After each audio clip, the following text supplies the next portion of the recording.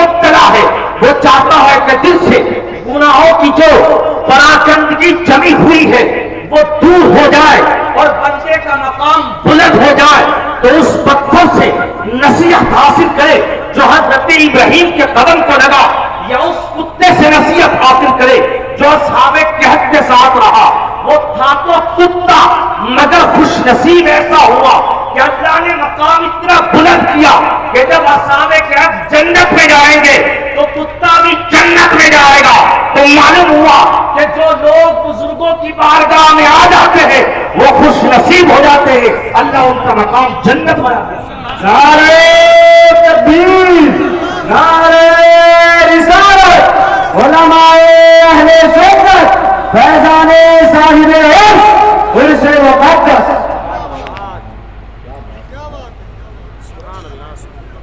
سمجھ میں آئی بات؟ دیکھو یہ جو جھٹکا دیا تھا نا تھوڑا سارا، میں تقریر ایسی پوری فل نہیں کروں گا، یہ تو تمہیں بیدار کرنے کے لیے کیا ہے میں نے کام۔ جب سو رہے ہوتے ہیں تو بلند آواز سے بولنا پڑتا ہے۔ اب میں ڈنڈا تو نہیں مار سکتا کسی کے، یہ تو بد اخلاقی ہو جائے گی۔ اب آپ بتائیے آپ یہاں کیوں آئے ہیں؟ جواب نہیں ملا کیا؟ آپ خوش نصیب ہیں کہ یہاں پر ہیں، وہ کم نصیب ہیں جو یہاں پر نہیں ہیں، اور وہ جو بزرگوں کی صحبت میں رہتے ہیں وہ خوش نصیب ہوا کرتے ہیں۔ اور یہ میں نہیں کہہ رہا، یہ تو قرآن بھی کہہ رہا ہے۔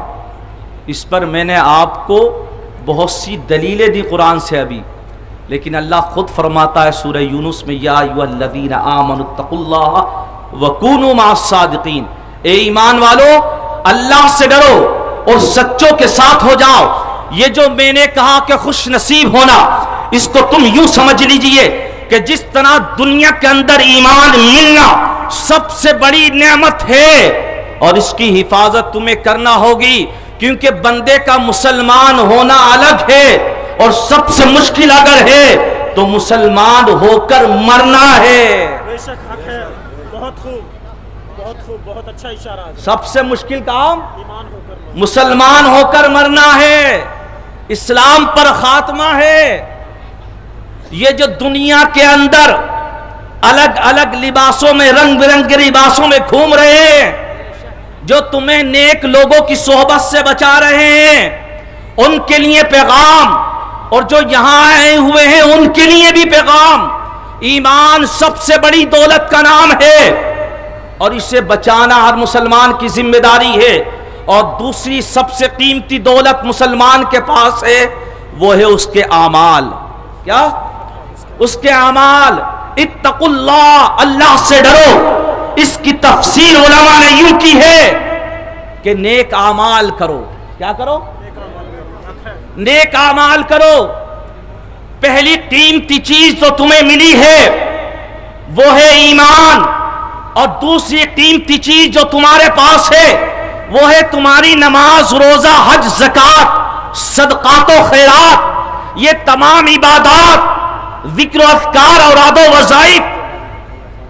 لیکن اللہ نے فرمایا سنو، دونوں قیمتی ہیں، اب دونوں کی حفاظت کرنا ہے، تاکہ جب مسلمان پیدا ہوئے یا اسلام میں داخل ہوئے تو اس میں ہی رہیں اور اسی پر خاتمہ ہو۔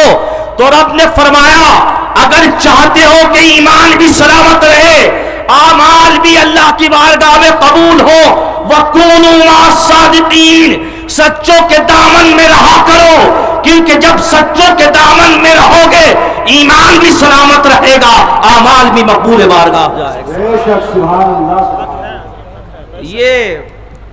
یہ ہے خوش نصیبی والی بات تمہارے لیے۔ ان بزرگوں کی چوکھٹ پہ رہو، کیونکہ ان کے بارے میں تو اعلیٰ حضرت نے یوں فرمایا ہے، تجھ سے در سے سگ، سگ سے ہے مجھ کو نسبت، میری گردن میں بھی ہے دور کا ڈورا تیرا، اس نشانی کے جو سگ ہے نہیں مارے جاتے، حشر تک میرے گلے میں رہے پٹا تیرا۔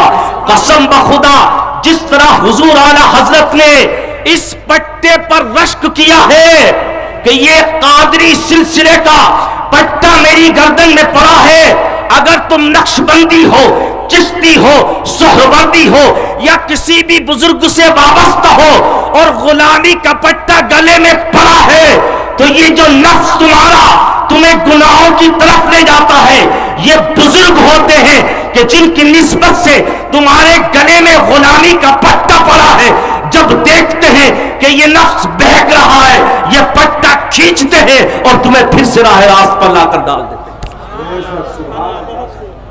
بہت اچھا اشارہ۔ یہ بزرگی تو ہیں، اور یہ نفس ہے تمہارا نفس جو تمہیں گناہوں کی طرف لے کر جاتا ہے۔ کیا گفتگو سمجھ میں نہیں آ رہی کیا؟ ارے نہیں، بہت اچھی آ رہی ہے حضرت۔ تو یار توجہ سے سن لو، ورنہ آڈینس کی کمی نہیں ہے ہمارے پاس۔ نفس، اب اس پر تھوڑی سی گفتگو کر کے میں اپنی تقریر ختم کر دوں گا۔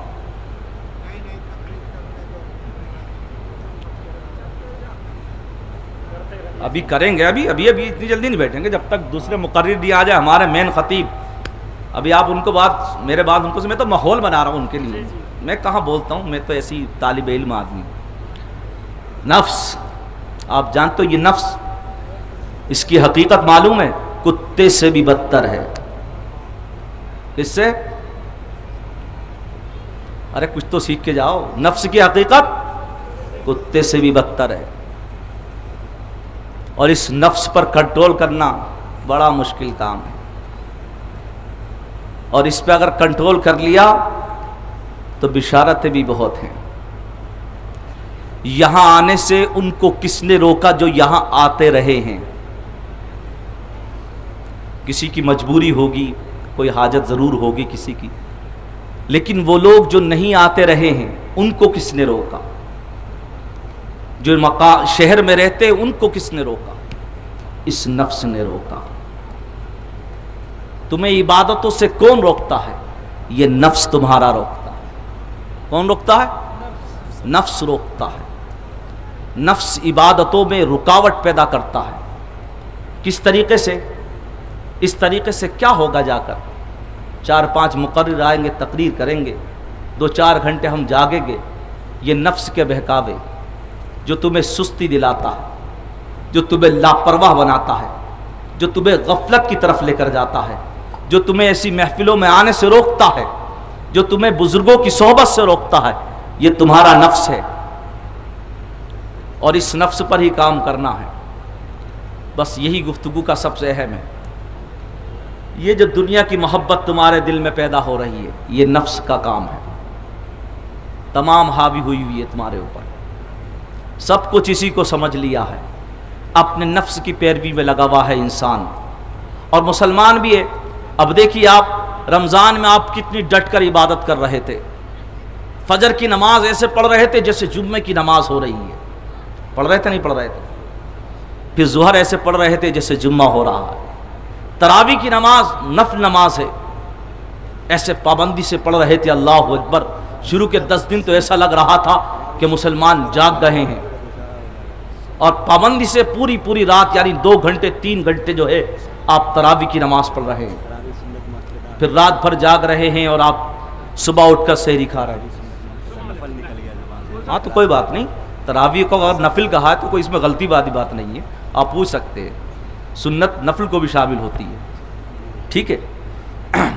اب نفل میں کیٹیگری بنتی ہے 2، سنت مؤکدہ، سنت غیر مؤکدہ۔ نور الرضا کا پورا ایک چیپٹر ہی باب النوافل پر ہے۔ اب آپ دیکھیے، آپ یہ اچھی بات ہے کہ آپ سن رہے ہیں، جی حضرت۔ پابندی سے نماز پڑھ رہے ہیں آپ، پابندی سے نماز پڑھ رہے ہیں آپ، لیکن جیسے ہی رمضان ختم ہوئے، عید کا چاند نظر آیا تو فجر کی نماز میں لوگ ایسے ہو گئے جیسے عید کا چاند، اب عید کے چاند پہ نظر آئیں گے، رمضان کے چاند ہوتے نہیں ہوتے، سب ختم۔ یہ نفس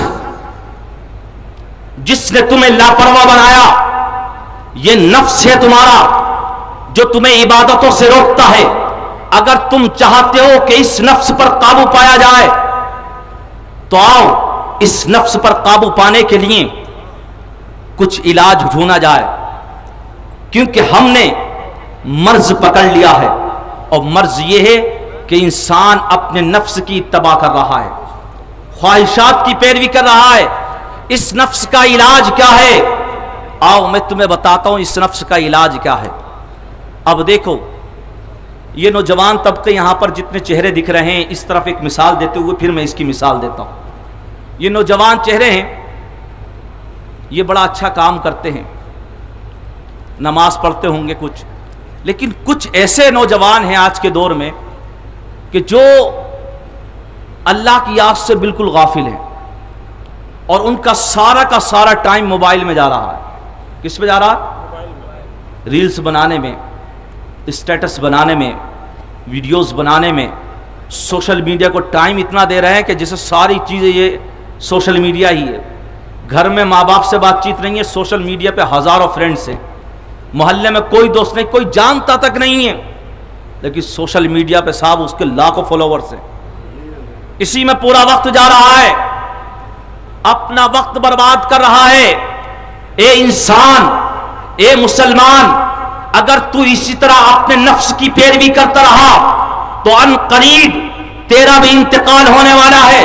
تو سن، اگر زندگی نفس کی پیروی کرتے ہوئے گزاری ہے اور اس زندگی کو سب کچھ سمجھ لیا ہے تو اللہ نے فرما دیا ہے فَأَمَّا مَن طَغَىٰ وَآثَرَ الْحَيَاةَ الدُّنْيَا فَإِنَّ الْجَحِيمَ هِيَ الْمَأْوَىٰ، کہ جو دنیاوی زندگی کے نقش قدم پر چلنے والے ہیں اور جو نافرمان لوگ ہیں، ان سب کا ٹھکانہ ہم نے جہنم بنا دیا ہے۔ تو اگر تجھے جہنم میں جانا پسند ہے تو تو خواہشات کی پیروی کر، اور اگر جہنم سے بچنا چاہتا ہے تو خواہشات کو ترک کر دے، اپنے نفس کی پیروی مت کر۔ میں تجھے بتاتا ہوں، ہارون رشید کا دور ہے، ہارون رشید کے دور کے اندر ہارون رشید نے تمام اپنے درباریوں سے کہا کہ یہ بتاؤ میں جنتی ہوں یا دوزخی ہوں۔ یہ بحث چھڑ گئی، اب تمام علماء موجود ہیں، دربار میں بھی ہیں، اب وہ کیا کہیں ہارون رشید کے بارے میں کہ یہ جنتی ہے یا دوزخی ہے۔ اب سب اس فکر میں ہیں، آپ کہیں گے کہ صاحب میں جنتی ہوں یا دوزخی ہوں، آپ خود اپنے بارے میں نہیں کہہ سکتے، دوسرا کیا آپ کے بارے میں کہے گا کہ آپ جنتی ہیں یا دوزخی ہیں؟ ہارون رشید نے اعلان کر دیا کہ اس کا جواب چاہیے۔ اب تمام لوگ اس کا جواب ڈھونڈ رہے ہیں، نہیں ملا۔ ایک چھوٹا سا بچہ دربار میں موجود ہے، پوچھتا ہے کہ آپ یہ بتائیے ہارون رشید، اپنے وقت کے آپ بادشاہ ہو، یہ بتاؤ کہ جب کبھی کوئی گناہ کرنے کا من ہوا ہو اور پھر اس کے بعد آپ باز آ گئے ہو، یعنی گناہ نہ کیا ہو، خواہش پیدا ہوئی ہو، نفس نے ابھارا ہو اور کہا ہو کہ گناہ کرو مگر آپ نے نہ کیا ہو۔ ہارون رشید نے کہا ہاں، ایک مرتبہ ایک کنیز پر میرا دل آ گیا، بڑی خوبصورت تھی، گناہ کرنے کا من ہوا، قریب ہونے کا من ہوا، لیکن جیسے ہی آگے بڑھا فوراً میرے دل میں ایک آواز پیدا ہوئی، نہیں یہ گناہ کا کام ہے۔ بس میں نے اپنے نفس کو کنٹرول کیا، اپنی خواہشات کو ترک کیا اور میں پیچھے ہٹ گیا۔ اس بچے نے کہا سنو آپ جنتی ہو۔ سارے دربار کے اندر لوگ دیکھتے رہ گئے کہ کیا معاملہ ہے۔ اس بچے نے کہا اے ہارون رشید، آپ نے اپنے نفس پر کنٹرول کیا ہے، اپنے نفس پر قابو کر لیا۔ رب نے فرما دیا وَنَهَى النَّفْسَ عَنِ الْهَوَىٰ فَإِنَّ الْجَنَّةَ هِيَ الْمَأْوَىٰ، جو اپنے نفس کو قابو کر لیتا ہے، اپنے نفس کو کچل دیتا ہے، اپنے نفس پر کنٹرول کر لیتا ہے، اللہ نے فرما دیا ہم نے اس کا ٹھکانہ جنت بنا دیا۔ سبحان اللہ، نعرہ تکبیر، نعرہ رسالت، علماء اہل سنت، فیضان صاحب عرس مقدس، ہم نے اس کا ٹھکانہ جنت بنا دیا ہے۔ معلوم ہوا کہ جو لوگ اپنے نفس پر قابو پانے والے ہیں اللہ نے ان کا ٹھکانہ جنت بنا دیا ہے۔ جو لوگ اپنی خواہشات کی پیروی کرنے والے ہیں اللہ نے ان کا ٹھکانہ جہنم بنا دیا ہے۔ اپنے نفس کی پیروی کرو گے تو جہنم میں جاؤ گے، نفس کو کچل کر رکھو گے تو جنت میں جاؤ گے۔ اور نفس کو کچل کر رکھنے کا سب سے بہترین طریقہ اگر کوئی ہے تو وہ یہ ہے وَكُونُوا مَعَ الصَّادِقِينَ، اپنے گلے کے اندر غلامی کا پٹا ڈال لو، جب تک یہ نسبت رہے گی غلامی کا پٹا رہے گا، نہ نفس بہکے گا نہ نفس کسی کو گمراہ کر پائے گا۔ سے بہترین کوئی علاج نہیں ہے، کوئی بہترین سے علاج نہیں ہے۔ اور نفس کو اگر موٹیویٹ کرنا ہے تو ایک علاج اور ہے، چلیے بتاتے ہیں۔ کیا بات ہے، کیا بات ہے۔ اب گفتگو اسی پہ کرتا ہوں میں آپ کو، وہ کیا ہے سنیے۔ نفس یہ جو تمہیں عبادتوں سے روکتا ہے، اگر آپ چاہتے ہو کہ یہ عبادت میں لگا رہے، کیونکہ عبادت میں رہنے کا ہم سب کو حکم ہے۔ اللہ فرماتا وما خلقت الجن والانس الا لیعبدون۔ اللہ ایک جگہ فرماتا ہے فاعبدہ واصطبر لعبادتہ۔ اللہ نے فرمایا اللہ کی عبادت کرو اور اس پر ڈٹ جاؤ، یعنی ڈٹ کر اللہ کی عبادت کرو۔ جیسے رمضان میں آپ ڈٹ گئے تھے، پہلے روزے سے 30 روزے تک آپ نے کنٹینیو نماز پڑھی، آپ نے اسے مستقل یعنی استقامت کے ساتھ تسلسل کے ساتھ آپ نے نمازیں ادا کی۔ اب کیوں آپ اپنے نفس کے بہکاوے میں آ گئے؟ اپنے نفس کو اگر آپ چاہتے ہو کہ وہ اللہ کی عبادت کرے تو سیلف موٹیویشن، کیا سیلف موٹیویشن، پہلا عمل تو آپ لوگوں کے لیے یہی تھا جو میں نے بتا دیا کہ بزرگوں کی نسبت کا پٹا گلے میں ڈال لو، سب سے آسان عمل ہے۔ لیکن اگر تھوڑا اور آگے بڑھنا چاہتے ہو تو یہ عمل ہے جو بتا رہا ہوں، سیلف موٹیویشن۔ ایک بزرگ ہے حضرت عبدالعزیز، آپ جب بستر پر جاتے تو بستر پہ ہاتھ یوں پھیرتے تھے آپ۔ کتنا خوبصورت ہے یہ، کتنا ملائم ہے یہ۔ پھر کہتے اپنے آپ سے، خود سے کہتے جنت میں اس سے اچھے ہوں گے، جنت میں اس سے اچھے ہوں گے۔ کھڑے ہوتے عبادت میں لگ جاتے، کیونکہ اللہ نے فرمایا متقین علی الارائک، اللہ نے فرمایا ٹیک لگائے ہوئے ہوں گے، عالی شان زندگی گزاریں گے جو جنت میں جائیں گے۔ حضرت رابعہ بصریہ، کون نہیں جانتا اس خاتون کو؟ سیلف موٹیویشن کی سب سے عمدہ مثال۔ اپنے نفس پر کنٹرول کرنا سیکھنا ہے تو رابعہ بصریہ سے سبق حاصل کرو۔ ان کے بارے میں آتا ہے کہ جب آپ نماز سے فارغ ہو جاتی تو آپ جائے نماز پر بیٹھ جاتی، اور جب سونے کا من کرتا پھر جا نماز پہ رہتی، لیکن سوتی نہیں۔ اور جیسے ہی سونے لیٹتی کمر لگتی تو کہتی ہے رابعہ اٹھ، تو اگر سو گئی اور تیری روح قبض کر لی گئی تو کہیں ایسا نہ ہو کہ لکھ دیا جائے نام ان باتوں میں کہ رابعہ بصریہ تو سو رہی تھی، جب اس کی روح قبض کی گئی فوراً کھڑی ہو جاتی، اللہ کی عبادت میں لگ جاتی۔ آپ جائے نماز پر ہی سویا کرتی تھی۔ اسے کہتے ہیں سیلف موٹیویشن۔ لیکن یہ تب ہو پائے گا جب دل صاف ہوگا، نہیں تو پہلے والا عمل سب سے آسان ہے۔ بزرگوں کی نسبت کا پٹا گلے میں ڈالے رکھو، کبھی نہیں بہکو گے۔ اگر یہ نکال دیا تو 100% بہک جاؤ گے، کیونکہ بہکانے والے بہت گھوم رہے ہیں۔ اب آپ دیکھیے ہمارے نوجوان جو ہے اپنا وقت پورا کا پورا سوشل میڈیا کو دے رہے ہیں، وقت کی بربادی ہے۔ وہ شاید جانتے نہیں ہیں کہ یہ جو جوانی اللہ کی نعمت ہے، یہ جو نوجوانوں کو اللہ تبارک و تعالی نے طاقت اور قوت اور صلاحیت عطا فرمائی ہے، یہ اس طریقے سے ریلز بنانے میں یا اس طریقے سے ویڈیوز بنانے میں ضائع نہ کی جائے۔ اگر انہیں جوانی دیکھنی ہے اور نوجوانوں کو اگر سبق حاصل کرنا ہے تو سب سے پہلے تو اپنے نبی حضرت محمد مصطفیٰ صلی اللہ تعالی علیہ وسلم کا بچپن اور جوانی کو دیکھے کہ کس طرح وہ ہمیں موٹیویٹ کرتی ہے۔ اور دوسرا، اگر کسی کی زندگی اور جوانی دیکھنی ہے تو ابو بکر صدیق رضی اللہ تعالی عنہ کا بچپن اور جوانی دیکھو کہ بچپن کا عالم ہے۔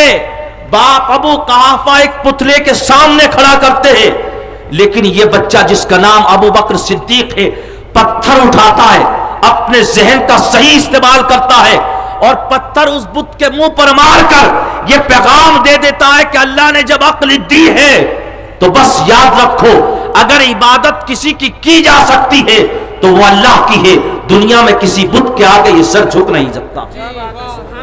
یہ حضرت ابوبکر صدیق. جوانی دیکھنی ہے تو دور مت جاؤ, حضور اعلی حضرت فاضل بریلوی ان کی جوانی دیکھو. جوانی دیکھنی ہے مفتی اعظم ان کی جوانی دیکھو. جوانی دیکھنی ہے محبوب الہی حضرت نظام الدین اولیاء کی جوانی دیکھو کہ بدایوں کی زمین سے چل کر کے دہلی تشریف لاتے ہیں, لیکن جوانی کا عالم ہے, علم سیکھنے آتے ہیں, حقیقت شریعت طریقت کے جام پینا چاہتے ہیں. آپ جانتے ہو وہ چھوٹی سی عمر کا بچہ کہاں رہے گا؟ آج تو دلی کے اندر بہت ہوٹل ہیں, آج تو دلی کے اندر ٹھہرنے کے لیے بہت سارے انتظامات ہو سکتے ہیں. یہ بچہ مسجد کی سیڑھیوں پر سویا کرتا تھا اور صبح اٹھ کر مسجد میں فجر کی نماز پڑھا کرتا تھا. اور مقام اللہ نے اتنا بلند بنا دیا کہ جب کوئی دلی جاتا ہے وہ بچہ جو سیڑھیوں پر سوتا تھا آج اس کو سلطان الاولیاء محبوب الہی حضرت نظام الدین اولیاء کے نام سے.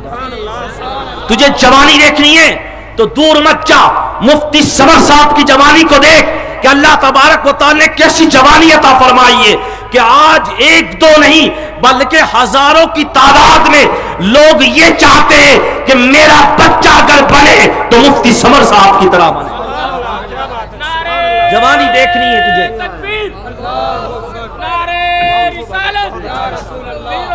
جیسے آ جائے تو بتا دینا. اور دو نہیں, جوانی دیکھنی ہے تجھے دور نہیں. جس خانقاہ میں بیٹھے ہو جناب حضرت محمد الشاہ رکن الدین رحمت اللہ تعالی علیہ, ان کی جوانی کو دیکھو. جس عمر میں تم پوسٹ بنا رہے ہو یہ تمہارے ذہن کا کمال ہے. اللہ نے تمہیں ذہن دیا, قوت سلیم عطا فرمائی ہے. یہی وجہ ہے کہ اچھی پوسٹ بناتے ہو, اچھی ریلز بناتے ہو, اچھی ویڈیوز بناتے ہو اور لوگوں کو بیوقوف بھی اچھا بناتے ہو, ہے نہیں ہے؟ یہ سب ذہن کی اپج ہے. لیکن ذہن تو ان کے پاس بھی تھا, ذہن تیرے پاس بھی تھا. تیرے ساتھ نفس ہے تو نفس تجھے لے کر جا رہا ہے ان راستوں پر جو راستہ جہنم کو لے کر جائے گا. ذہن ان کے پاس بھی تھا مگر اللہ تبارک و تعالی نے توفیق یہ بخشی کہ انہوں نے اپنے استاد سے سیکھا اور پھر دنیا کو سکھایا اور دنیا کے اندر نور کو تقسیم فرمایا. اور آپ بچپن میں ہی بہترین فارسیدہ ہو گئے تھے. آپ جانتے ہو بچپن میں ہی بہترین فارسی آپ جانتے تھے اور شعر فارسی کے آپ کہا کرتے تھے. اور آپ جس محفل میں بیٹھتے تھے وہاں پر اللہ کی یاد کرتے تھے اور لوگوں کے دلوں کو جو ہے اللہ کی یاد کا جو ہے معمور کر دیا کرتے تھے اللہ کی یاد سے. لیکن ہم لوگ ہیں اب کسی بھی کی صحبت نہیں اٹھانا چاہتے, ہم کسی اللہ والے کے پاس نہیں بیٹھنا چاہتے. کیونکہ ہمارے ساتھ ہمارا یوٹیوب چینل, گوگل, یہ تمام موجود ہے اور اس میں ہم فوراً سرچ کر لیتے ہیں کون سے خطیب صاحب کی تقریر سننی ہے, فوراً سن لی. یاد رکھو تم یوٹیوب پہ جو تقریریں سن رہے ہو اس سے روحانیت نہیں آئے گی. جو یہاں سنو گے بیٹھو گے روحانیت ملے گی, عرفان ایسا نازل ہوگا کہ تمہیں سننے کا ثواب, علماء جو بیٹھے ان کو دیکھنے کا ثواب. جب تک رہو گے اگر ایک مسئلہ سیکھا تو پوری رات نفل نماز پڑھنے سے یہ سب سے بہترین عمل قرار پائے. پوری رات نماز نفل پڑھنے سے. اس لیے ان چکروں مت پڑھو. آپ تو یہاں آ جایا کرو اور یہاں آ کر بیٹھ جایا کرو ان بزرگوں کی صحبت میں. اب کہو گے ان کی صحبت کیسے ملے گی آپ کو, یہ ایک بڑا اہم معاملہ ہے. تو ان کی صحبت اگر آپ اٹھانا چاہتے ہیں تو ان کی لکھی ہوئی جو تصانیف ہیں, جو کتابیں ہیں وہ آپ پڑھا کریں. کیونکہ جب ہم کسی کو جاننا, آپ جانتے ہو اس وقت ہندوستان میں کس چیز کی لڑائی ہے؟ لڑائی ہے آئیڈیولوجی کی. کائے کی؟ آئیڈیولوجی کی لڑائی ہے.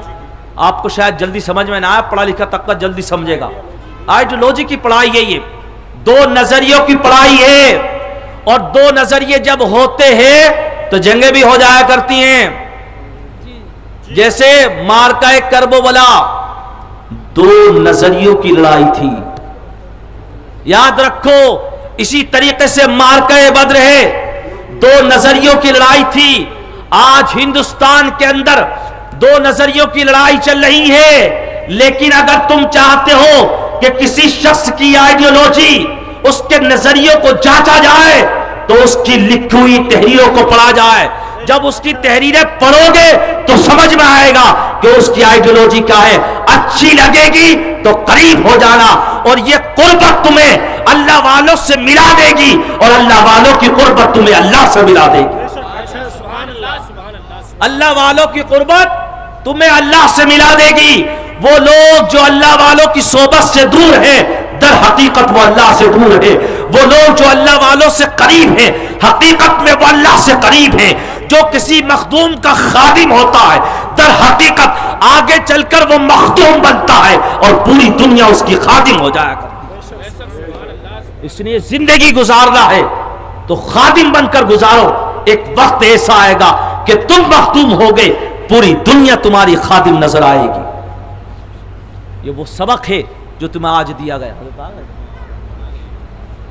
پڑھیں درود پاک. اللہم صلی علی سیدنا و مولانا محمد مبارک وسلم. صلو علیہ الصلاۃ والسلام علیک یا رسول اللہ صلی اللہ تعالی علیہ وسلم. چلیے ایک چیز اور بتاتے ہیں آپ کو. ایک تو نفس ہو گیا تمہارا جس پر ایک گفتگو کی. ایک چیز ہوتی ہے انسان کے دنیاوی تعلقات. کیا ہوتے ہیں؟ یہ بھی عبادت میں رکاوٹ ڈالتے ہیں. کیا میں ڈالتے؟ گھر سے نکلے، کوئی دوست مل گیا، وہیں چائے خانے میں کھینچ لیا اس نے، بات چیت میں لگ گئے. نماز پڑھنے نکلے تھے، وہیں رک گئے، جماعت ختم.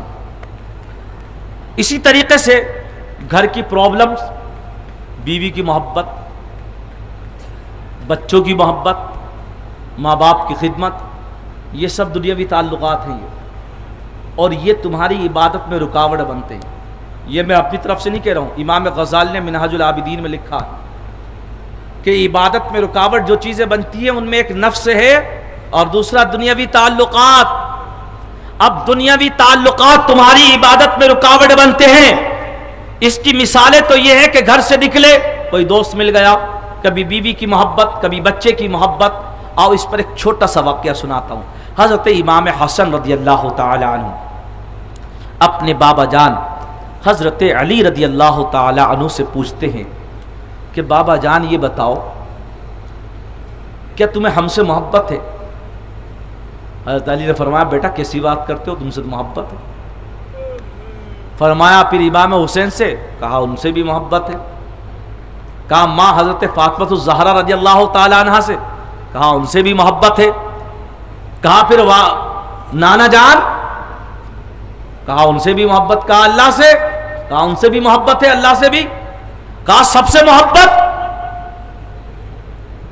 کہا یہ کیسے ممکن ہے؟ سوال کرنے والے کون؟ امام حسن رضی اللہ تعالی عنہ.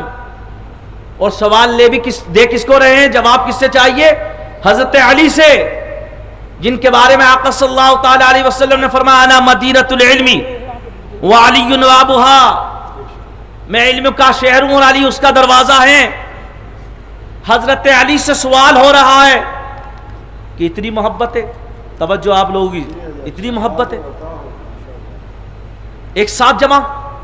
کہا یہ کیسے ممکن ہے؟ کہا کیوں؟ کہا اس لیے کہ جب بچوں کی محبت ہوتی ہے، بیوی کی محبت ہوتی ہے، تو پھر اللہ کی محبت کیسے ہو جائے گی بھائی؟ کیونکہ اللہ کی محبت کا تقاضا تو یہ ہے کہ ہر وقت اس کا ذکر کیا جائے. اللہ کی محبت کا تقاضا تو یہ ہے ہر وقت اس کا ذکر کیا جائے. حضرت علی رضی اللہ تعالی عنہ نے فرمایا بیٹا سن، اگر ہمیں ان دنیا والے لوگوں سے محبت ہے، یعنی فاطمہ سے، حسن سے، حسین سے اگر محبت ہے تو اللہ کی رضا کے لیے محبت ہے. اس کے لیے اللہ کی رضا کے لیے محبت ہے. اور جب اللہ کا بلاوا اس کی عبادت کے لیے آ جائے تو یہ محبت یہی پھر اللہ کی محبت میں عبادت کی جاتی ہے. معلوم ہوا کہ اگر اپنے اولاد سے محبت کرنا ہے، دنیاوی لوگوں سے محبت کرنا ہے، تو یہ بھی اللہ کی رضا کے لیے کی جائے. الحب فی اللہ والبغض فی اللہ کے تحت یہ بات ذہن میں رکھ لیجئے کہ جب اذان کا وقت آ جائے تو اب ساری محبت ایک طرف کر دی جائے، کیونکہ اب پیغام اس کی طرف سے آ چکا، اب بلاوا اس کی طرف سے آ چکا ہے۔ اب نماز کو نکلا جائے، نماز پڑھی جائے اور اس انداز میں پڑھی جائے کہ ساری محبتیں، ساری فکریں، ساری غم مسجد سے باہر رکھ دیے جائے۔ اب صرف اگر ہو تو بندہ ہو اور اللہ ہو، اور اس وقت کسی کا تصور نہ ہو اور پوری توجہ اللہ کی طرف ہو، اور اسی انداز میں بندگی کا اظہار کیا جائے۔ سبحان اللہ، نعرہ تکبیر، نعرہ رسالت، علماء اہل سنت حضرت مولانا عارف اقبال صاحب قبلہ، نعرہ تکبیر، نعرہ رسالت۔